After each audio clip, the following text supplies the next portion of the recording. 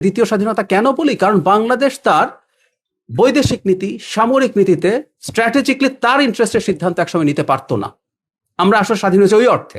বাংলাদেশকে যে আমরা বলি নতুন ভাবে স্বাধীন হয়েছে, আমরা বলি না দ্বিতীয় স্বাধীনতা, আমরা প্রথম স্বাধীনতার সাথে এটা তুলনা হয় না, কোনো সন্দেহ নাই, এটা নিয়ে কোনো কনফিউশন আমরা রাখবো না। কেউ কেউ পাল্লার মধ্যে 24 আর 71 তোলে 24-এর ওজন বেশি হয়ে গেছে, এটা আটার স্টুপিডিটি।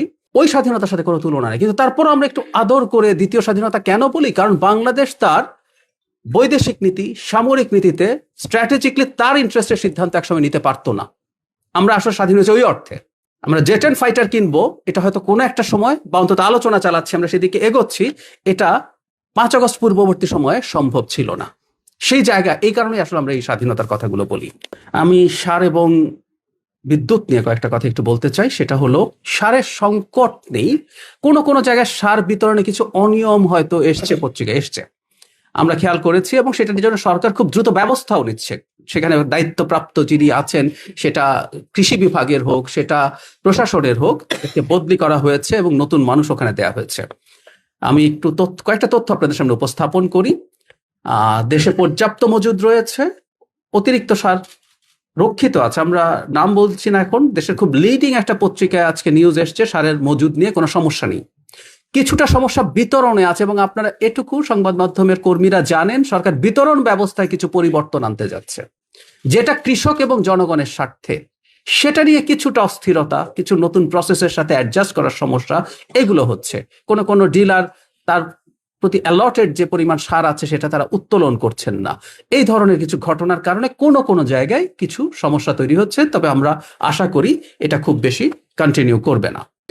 কি পদক্ষেপ নেওয়া হয়েছে? প্রচুর সার আমদানির অনুমোদন দেওয়া হয়েছে, কোনো ঘাটতি যেন না হয়। 24 আগস্ট 2026 তারিখে সরকারি ক্রয় কমিটির বৈঠকে 3,65,000 মেট্রিক টন সার আমদানির অনুমোদন দেওয়া হয়েছে। এর ঠিক এক সপ্তাহ আগে কানাডা, রাশিয়া এবং সৌদি আরব থেকে আরো 1,15,000 টন অনুমোদন দেওয়া হয়েছিল।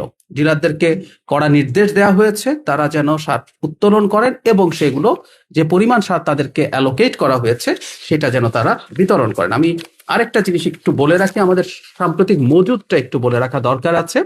আমাদের মজুদ 24/8/2026, ইউরিয়ার মজুদ আছে 4.822 লক্ষ metric ton, TSP 3.69। In the heart of the city rises a destination built for greatness. International Convention City, Bosundhara. Life takes a new course. DAP 3.68, MOP 1.46, মোট 13.65 লক্ষ মেট্রিক টন মজুদ আছে। আমদানি পর্যায়ে আছে টিএসপি 2,10,000, ডিএপি 2,80,000, এমওপি 3,75,000। আরো অনুমোদন হয়েছে টিএসপি 60,000, ডিএপি 1,20,000, এমওপি 1,15,000। আমরা আশা করছি আমাদের সরবরাহে ঘাটতি নেই। যদিও এটা একটু বলে রাখা ভালো, আমি আমার প্রিভিয়াস ব্রিফিং এ বলেছি, মধ্যপ্রাচ্য সংকটের কারণে এটা আমরা সরকার মনোযোগী আছি, এজন্যই এগুলো করা হচ্ছে। হরমুজ স্ট্রাইট নিয়ে আমরা যখন কথা বলি তখন আমরা জ্বালানির কথাই বেশি বলি, কিন্তু পৃথিবীর সারেরও অ্যারাউন্ড 25% হরমুজ দিয়েই পরিবাহিত হয়। তো আমরা এই ব্যাপারগুলোতে সতর্ক থেকেই কাজ করব, কারণ খাদ্য নিরাপত্তা সবার আগে। এই প্রসঙ্গে একটু যোগ করে রাখি, সেটা হচ্ছে খাদ্য উৎপাদন সামনে কেমন হবে সেটা নিয়েও কিন্তু গ্লোবালি আলাপ হচ্ছে। এল নিনো বলে একটা প্রাকৃতিক ফেনোমেনন আছে, যেটা এই বছর এবং আগামী বছর যে এল নিনোটা হতে যাচ্ছে, বলা হচ্ছে রেকর্ডেড হিস্ট্রিতে সবচেয়ে খারাপ এটা হতে পারে। সো আমাদের এই আনসার্টেনিটি গুলো আছে, সরকার নিশ্চয়ই এগুলোতে মনোযোগী থাকবে। বিদ্যুৎ জ্বালানির সর্বশেষ পরিস্থিতি নিয়ে যদি একটু বলি, সংকট মোকাবেলায় সরকার কি করছে? এখনো আপনারা খেয়াল করেছেন যে গ্যাসের সরবরাহ পূর্ণ মাত্রায় প্রতিস্থাপিত হয়নি। আমাদের এফএসআরইউ যেটা নষ্ট হয়েছিল, আগুন ধরেছিল, সেটা ঠিক করা হয়েছে, কিন্তু এই মুহূর্তে গ্যাসের যে কার্গো আছে সেই কার্গো সাপ্লাই আসতে একটু সমস্যা হচ্ছে।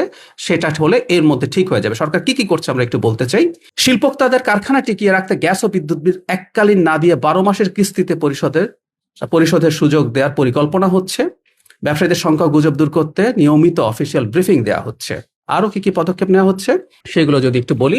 কয়লা ভিত্তিক বিদ্যুৎ উৎপাদন বৃদ্ধি, শিল্প কারখানার জন্য প্রাকৃতিক গ্যাস বাঁচাতে এবং গ্যাসের উপর চাপ কমাতে কয়লা ভিত্তিক বিদ্যুৎ কেন্দ্রগুলো উৎপাদন সর্বোচ্চে নিয়ে যাওয়ার জন্য বলা হয়েছে।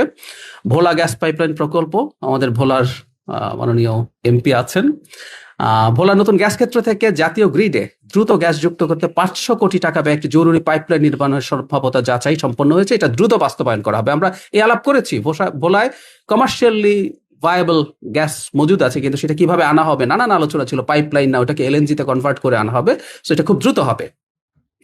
ঘরোয়া গ্যাস অনুসন্ধান, বিদেশি আমদানির উপর নির্ভরতা কমাতে দেশীয় উৎস থেকে 1750 MSDFT গ্যাস উত্তোলনের লক্ষ্যে 150টি কূপ খনন ও পুনঃখননের নির্দেশ দেওয়া হয়েছে। আমরা এ আলাপ প্রচুর করেছি। আমাদের মাটিতে মানে কমিয়ে ধরলেও আমরা অনেক, আমি একদিন একটা সংখ্যা বলেছি, আমাদের অনেকেরই সার্ভে আছে 40 TCF বা 50 TCF হতে পারে।